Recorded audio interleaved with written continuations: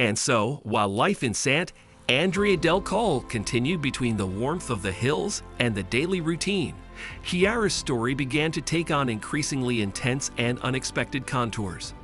In the days that followed the miracle of control, the little girl transformed, not only physically, but also in spirit. Her strength gradually returned as if every step, every little smile, was a victory against destiny. Luca and Martina's house became a place where hope breathed in every corner. The walls, once silent witnesses of suffering, now resounded with laughter and the stories of a new life that was awakening. In the summer afternoons, Chiara started running again, kicking up the grass in the fields with the same contagious energy as before. Every now and then, stopping to contemplate the sky, she raised her eyes to the sun and seemed to still be looking for that mysterious light that had spoken to her in the night of dreams. Maybe it's that very sign, the one that reminds me to never give up, she thought, with a maturity surprising for her age. Her friends, intrigued by the changes and the new strength that emanated, began to follow her example, while playing on the paths. Even if sometimes she stumbled or stopped to catch her breath, there was always that sense of mission in her, a thread of light that illuminated her path and seemed to transmit it to everyone around her. At that stage, Martina found a new strength within herself. Every evening, after accompanying Chiara to the bed ladder, she sat by the window with a prayer book, remembering the difficult moments and giving thanks for every small victory. It's not just a miracle, she said softly to herself, but a sign that faith can overcome even the most insurmountable obstacles. Luca, usually reserved, also began to share his daughter's story with friends and neighbors, transforming the pain into a message of hope. The chatter in the square then gave way to genuine testimonies, where everyone told how, in that small town, even the hardest challenges could be faced with the support of the community and divine love. The village church, once the scene of silent rituals and soft singing, became the hub of a renewed spirit of unity. Every Sunday, the chairs filled with faithful spoke of a rediscovered faith, while the faces told stories of expectations that finally came true. Chiara, now almost a living symbol of that miracle, sat in the front row, with attentive eyes and an open heart, ready to listen to the words of hope that the priest, Don Matteo, passionately explained. Every soul has the power to be reborn, he said, and Chiara's gaze seemed to say, I felt it, I lived it. And so it was that every Mass, every collective prayer was transformed into an invitation to believe again, to recognize that light can emerge even from the thickest darkness. As the months passed, the road to recovery became clearer. The doctors, still incredulous about that exceptional case, spoke of a remission that, although difficult to explain, had led Chiara to live the miracle of faith every day. The boy in the dream, wrapped in that red sweatshirt, had become a silent companion for her, a beacon that reminded her that divine support knows no limits.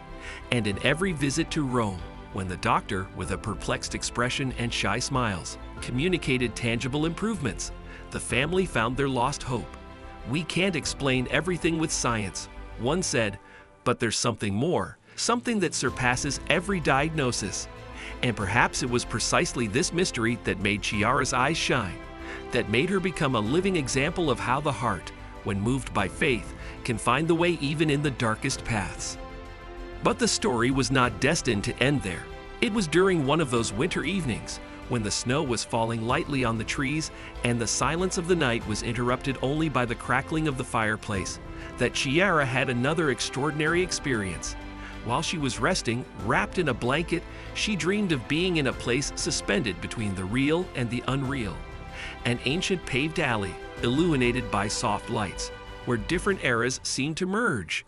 There she met an old woman with an enigmatic smile, who whispered words that seemed like a spell. Remember, little angel, life is a precious gift, and every moment is a miracle. Do not be afraid to love, to dream, to fight. Your light is destined to illuminate the path of those who are beside you. The message was so intense that, upon awakening, Chiara felt pervaded by a deep calm. Even though her body was still weak, a fire had lit inside her that burned with courage and determination. She told her parents about that new experience, who listened with their hearts in their hands. Martina, in particular, found in those words the confirmation that every moment of pain could be transformed into a life lesson, an invitation to always give your best, despite everything. Chiara's presence also became a symbol for the community. Families began to organize small prayer and meditation meetings in the courtyards of their homes, where stories of miracles, of newfound hopes, and of daily miracles were intertwined in a collective tale of resilience. In these meetings, everyone spoke simply, as if they were telling a true story, one that ignites hope in a world that sometimes seems dull. Chiara's miracle, they said, is proof that faith can transform every obstacle into a new beginning. And so, even those who had known difficult moments let themselves be carried away by the words of that little girl who, with her shy and sincere smile, had opened a path in everyone's life. There was also a day when a nearby school invited Chiara to tell the students about her experience. In a classroom packed with curious faces, the little girl went up on stage, with her heart in her hand and a trembling but determined voice. She spoke of the boy in her dream, of that light that had enveloped her night, and of the power of prayer that day after day had worked miracles.